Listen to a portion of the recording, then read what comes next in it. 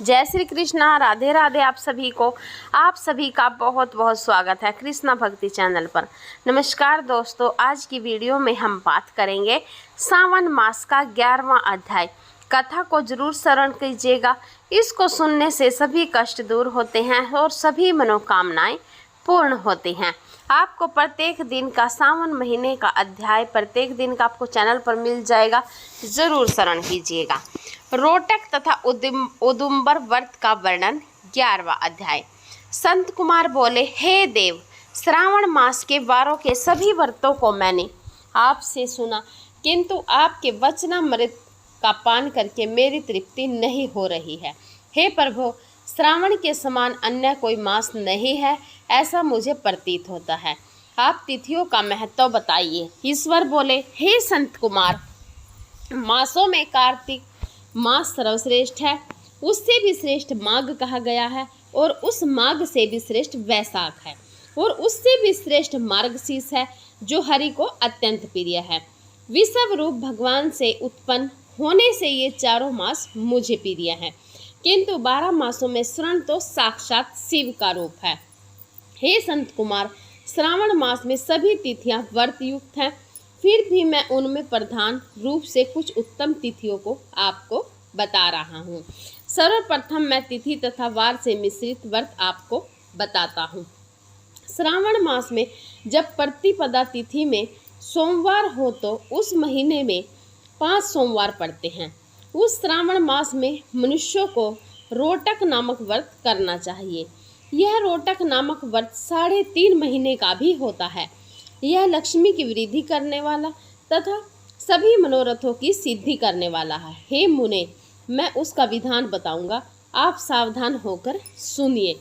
श्रावण मास के शुक्ल पक्ष में प्रतिपदा तिथि को जब सोमवार हो, तब विद्वान प्रातःकाल यह संकल्प करे, मैं आज से आरंभ करके रोटक व्रत करूंगा। हे सूरश्रेष्ठ, हे जगद्गुरु, मुझ पर कृपा करो।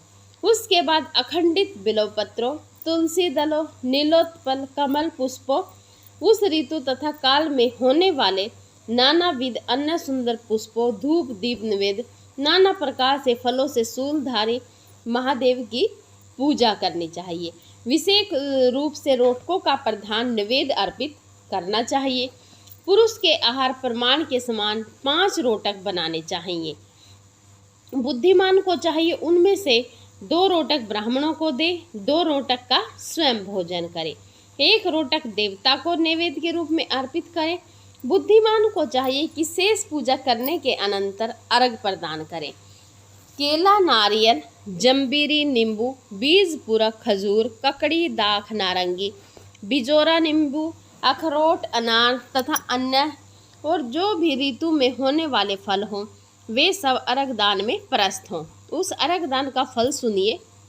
7 समुंदर सहित पृथ्वी का दान करके मनुष्य जो फल प्राप्त करता है, वही फल विधान पूर्वक इस व्रत को करके वह पा जाता है। विपुल धन की इच्छा रखने वालों को यह व्रत 5 वर्ष तक रखना चाहिए। इसके बाद रोटक नामक व्रत का उद्यापन कर देना चाहिए। उद्यापन कृत्य के लिए सोने तथा चांदी के 2 रोटक बनाएं। प्रथम दिन अधिवासन करके प्रातःकाल शिव मंत्र के द्वारा घृत तथा उत्तम बिल्व पुत्रों से हवन करें। हे तात, इस विधि से व्रत के संपन्न किए जाने पर मनुष्य सभी वांछित फलों को प्राप्त कर लेता है। हे संत कुमार, अब मैं द्वितीय के शुभ व्रत का वर्णन करूंगा, जिसे श्रद्धा पूर्वक करके मनुष्य लक्ष्मीवान तथा पुत्रवान हो जाता है। औदुम्बर नामक यह व्रत पाप का नाश करने वाला है। शुभ सावन का महीना आने पर द्वितीय तिथि को प्रातःकाल संकल्प करके बुद्धिमान को विधि पूर्वक व्रत करना चाहिए।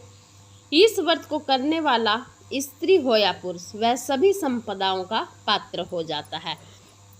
इस व्रत में प्रत्यक्ष गुलर के वृक्ष की पूजा करनी चाहिए, किंतु गुलर वृक्ष न मिलने पर दीवार पर वृक्ष का आकार बनाकर इन 4 नाम मंत्रों से उनकी पूजा करनी चाहिए। हे उदुम्बर, आपको नमस्कार है। हेम पुष्पक, आपको नमस्कार है। जंतु सहित फल से युक्त तथा रक्त अखंड तुल्य फल वाले आपको नमस्कार है। इसके अधिदेवता शिव तथा शुक्र की भी पूजा गूलर के वृक्ष में करनी चाहिए। इसके 33 फल लेकर 3 बराबर भागों में बांट देना चाहिए। इनमें से 11 फल ब्राह्मण को प्रदान करें, 11 फल देवता को अर्पण करें और 11 फलों का स्वयं भोजन करें। उस दिन का आहार नहीं करना चाहिए। शिव तथा शुक्र का विधिवत पूजन करके रात में जागरण करना चाहिए। हे तात, इस प्रकार 11 वर्ष तक व्रत का अनुष्ठान करने के बाद व्रत की संपूर्णता के लिए उद्यापन करना चाहिए। सुवर्णमय फल, पुष्प तथा पात्र सहित एक गूलर का वृक्ष बनाएं और उसमें शिव तथा शुक्र की प्रतिमा का पूजन करें। उसके बाद प्रातःकाल होम करें। गूलर के शुभ कोमल तथा छोटे छोटे 108 फलों से तथा गूलर की समिधाओं से तिल तथा घृत सहित होम करें। इस प्रकार होम कृत्य समाप्त करके आचार्य की पूजा करें। उसके बाद सामर्थ्यानुसार 100 अन्यथा 10 ब्राह्मणों को ही भोजन कराएं।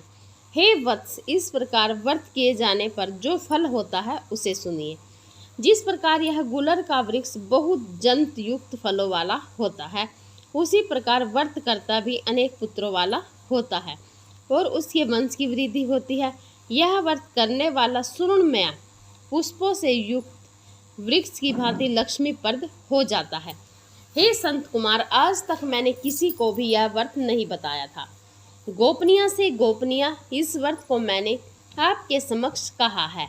इसके विषय में संशय नहीं करना चाहिए और भक्ति पूर्वक इस व्रत का आचरण करना चाहिए। इस प्रकार श्री स्कंद पुराण के अंतर्गत ईश्वर संत कुमार संवाद में श्रावण मास महात्म्य का 11वां अध्याय पूर्ण हुआ। जय श्री कृष्णा, राधे राधे आप सभी को। आज की कथा यहीं पर समाप्त होती है। वीडियो अच्छी लगी हो प्लीज़ एक लाइक ज़रूर कर दीजिएगा।